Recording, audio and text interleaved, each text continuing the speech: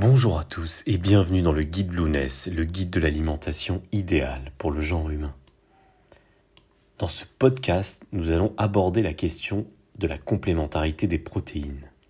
Ce concept, popularisé depuis les années 70 et qui fut utilisé notamment dans le cas des régimes végétariens et végétaliens, continue de faire couler beaucoup d'encre, car il entraîne une confusion autour de l'existence de protéines qui seraient complètes et de protéines qui seraient incomplètes, entraînant ainsi une polémique quant aux supposées carences qu'entraînerait une diète à base de végétaux.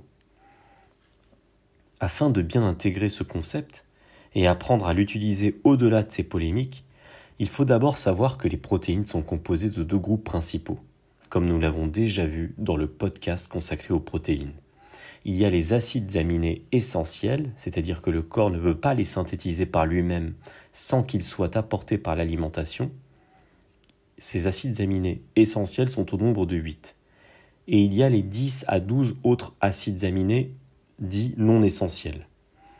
En choisissant un apport en protéines via une alimentation uniquement végétale, il faudrait logiquement veiller à ce que chaque jour, ou au moins dans les 2-3 jours, notre alimentation intègre l'ensemble des 8 acides aminés essentiels.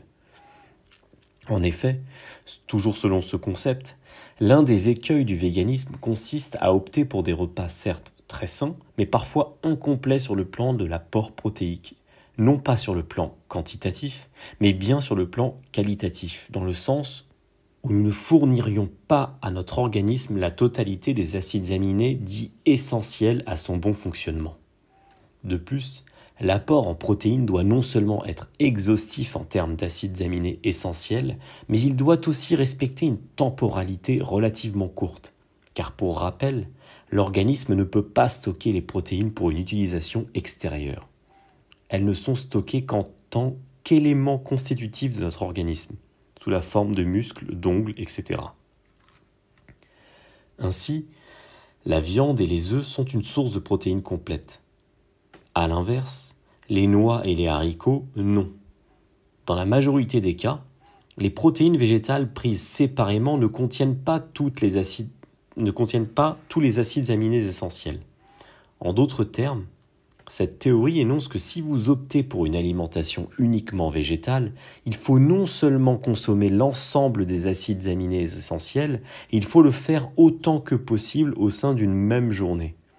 Pour cela, il faudrait soit compléter les repas majoritairement d'origine végétale par quelques aliments d'origine animale, soit combiner plusieurs aliments végétaux considérés comme entre guillemets incomplets, afin de réunir la totalité des acides aminés essentiels au sein d'une même journée. Par ailleurs, vous pouvez également consommer les nutriments végétaux qui sont sources de protéines complètes, il en existe, sans non plus en abuser, sous peine de rester sur un spectre trop réduit d'aliments.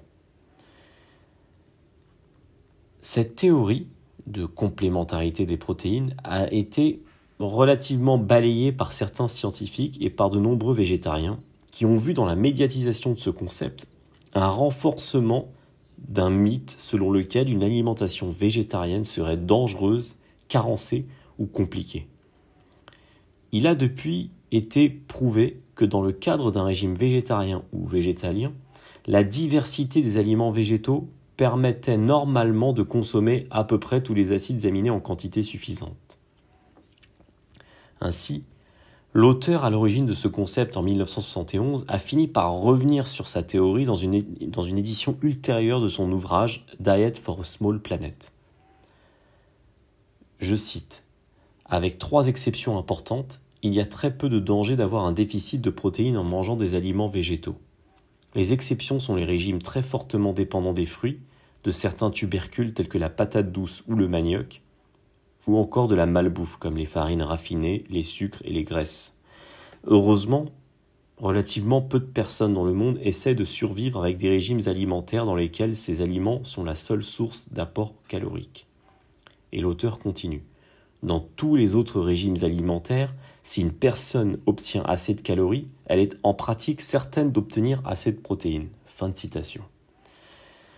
Toutefois, si la notion de temporalité et la nécessité absolue de combiner plusieurs protéines végétales au cours d'une même journée a suscité la polémique jusqu'à être remise en cause par la communauté scientifique, il n'en reste pas moins que la démarche consistant à intégrer différentes sources végétales en vue de consommer la chaîne complète d'acides aminés en quantité suffisante pourrait de facto contribuer à diversifier d'une part son alimentation et d'autre part à bénéficier du maximum d'acides aminés au sein de son alimentation, ce qui ne fait donc pas de mal. Il s'agit d'un concept qu'il est donc intéressant d'aborder, ne serait-ce que pour apprendre à combiner ces différentes sources végétales.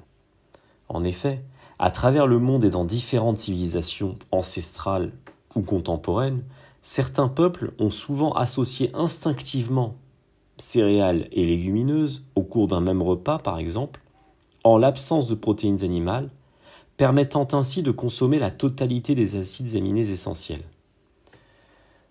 Voyons tout d'abord quels sont les aliments végétaux qui sont composés de protéines végétales complètes. Car certains végétaux contiennent des protéines absolument complètes et les consommer permettrait de contourner la peur liée à des carences en acides aminés essentiels. Parmi ces végétaux, on trouve dans la catégorie des légumineuses le soja, le tofu, le tempeh ou le miso. Ces aliments suscitent actuellement la polémique, nous y reviendrons plus tard dans le guide. Dans les céréales, on trouve le quinoa, le sarrasin, le millet et l'amarante. Dans la famille des graines, on trouve notamment les graines de chanvre. Et enfin, dans les légumes verts, on a le choucal et les épinards. Alors, quels sont donc les végétaux qui sont composés de protéines incomplètes ? Tout d'abord, la plupart des légumineuses contiennent 7 des 8 acides aminés essentiels. Elles sont généralement déficientes en méthionine, le 8e acide aminé essentiel. Parmi ces légumineuses, on trouve les arachides, les pois, les haricots, les fèves de lima, les lentilles ou encore les fèves mung. Ensuite, la plupart des céréales contiennent également 7 des 8 acides aminés essentiels, mais sont quant à elles déficientes en lysine. Dans ces céréales, on trouve le maïs, le blé, l'orge, l'épeautre, l'avoine, le millet, le riz ou les farines, etc.